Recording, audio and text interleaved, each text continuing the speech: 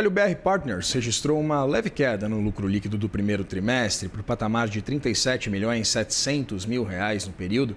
E, apesar disso, as receitas do banco tiveram uma alta, somando quase 135 milhões de reais. A instituição também informou que o retorno sobre o patrimônio médio, o ROI, foi de 19,1%. E sobre esses números eu converso agora com Vinícius Carmona, diretor de RI do BR Partners. Vinícius, seja muito bem-vindo, é um prazer ter você aqui. Prazer é todo meu estar aqui novamente. Como vai? Tudo certo, Vinícius. Melhor agora com você aqui.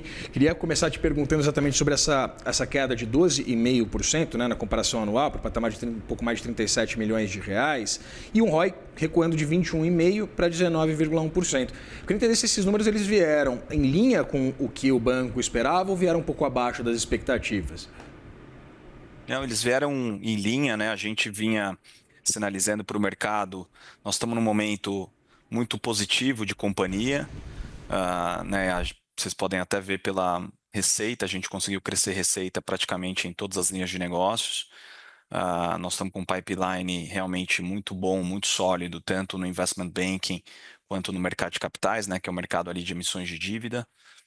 E também numa trajetória de expansão da nossa nova unidade de negócio do Wealth Management, né, a área que faz gestão de fortunas, e o lucro ele cai muito em função de uma decisão nossa, uma decisão da companhia de investir em pessoas. Então a gente tem expandido o quadro de funcionários, né, foram quase 20 adições de pessoas aí nesse trimestre, mas além disso também a gente passou por um ciclo forte aqui de efetivações, né, de promoções.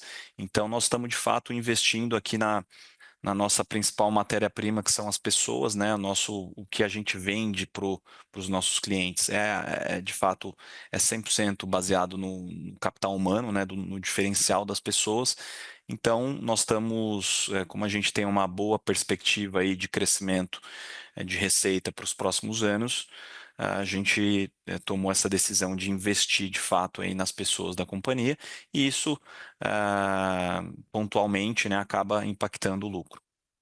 Isso eu queria perguntar exatamente sobre o mercado de M&As. Eu queria entender o quanto um possível desaquecimento das fusões e aquisições,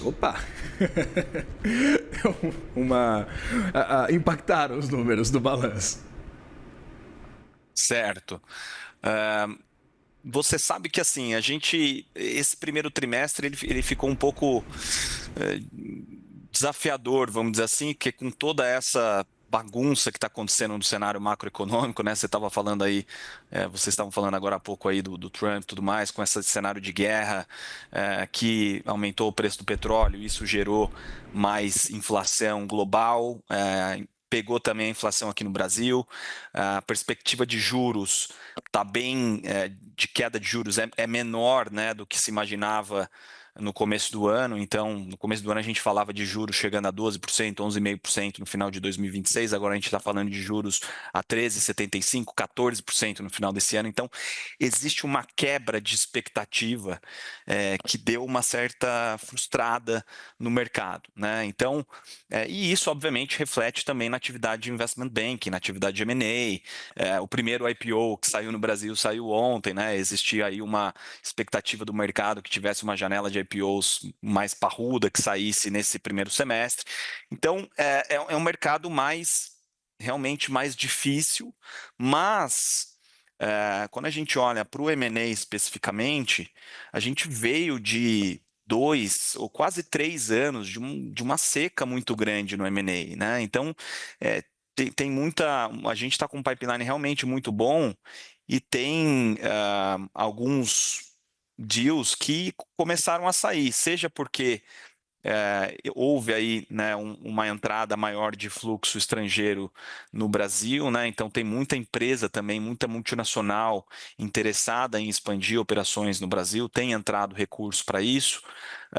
Apesar do ciclo de queda de juros ser menor, ele está acontecendo, então isso acaba destravando um pouco ali de operações. E o mercado, assim, né, nós estamos com um desemprego ainda continua super baixo, o PIB vai crescer próximo a 2%. Então, a gente viu o M&A voltando. né? Mas ele não voltou na velocidade que a gente imaginava no começo do ano, muito por função dessa alta volatilidade externa, cenário de aversão ao risco. Então, tem parte das transações que elas dão uma atrasada, né? Mas, assim, a gente tem visto alguns setores que estão muito ativos, né? O setor de telecoms, de telecomunicações, o setor de energia, óleo e gás. Então, você tem bastante atividade ainda. A questão é a sensação que dá é que a gente, né, vamos dizer, está ganhando o jogo de 1-0, 2-0, mas poderia estar ganhando o jogo de 3, 4-0, né? Então, fica aquela sensação de um resultado um pouco mais magro do que poderia ser se tivesse um pouco mais de respaldo no cenário macroeconômico.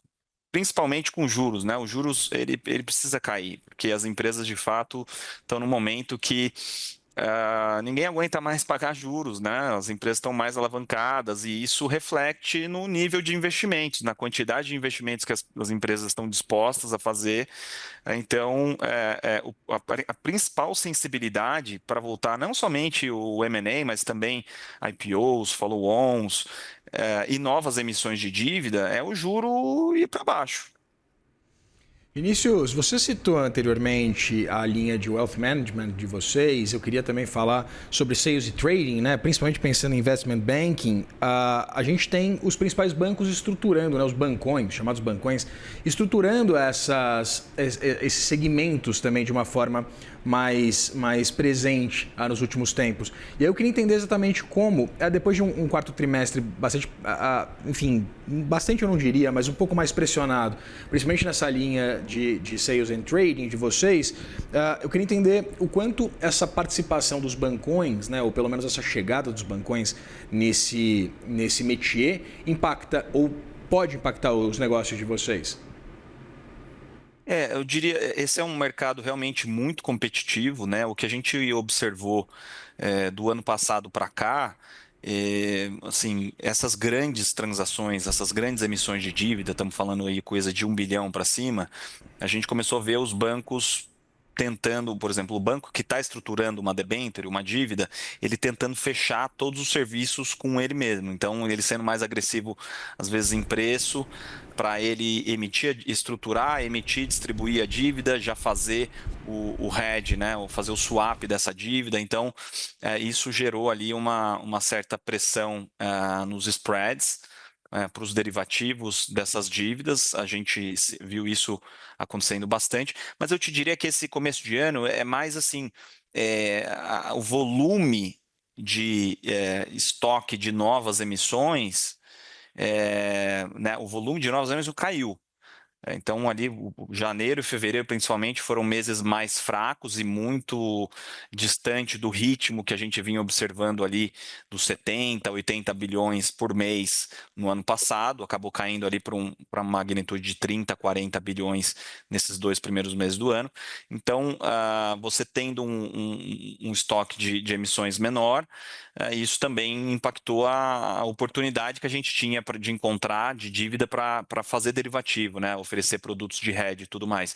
O lado bom e positivo dessa história é que essa volatilidade de moeda, de juros e tudo mais, aumentou muito a demanda pelos nossos produtos que a gente chama produtos mais recorrentes, né? Produtos mais do dia a dia do cliente, de cash management, principalmente aí câmbio, commodities, né? Quando a empresa precisa travar, por exemplo, o preço do açúcar. Então, a demanda por esse tipo de atividade num ambiente de alto risco se intensifica, né? Então, isso aí ajudou para que a gente tenha apresentado esse crescimento aí de receita no trimestre. Vinícius Carmona, diretor de relação com os investidores do BR Partners. Vinícius, muito obrigado pela disponibilidade de conversar com a gente. Prazer sempre. Abração. Parabéns pelo trabalho. Muito obrigado para você também.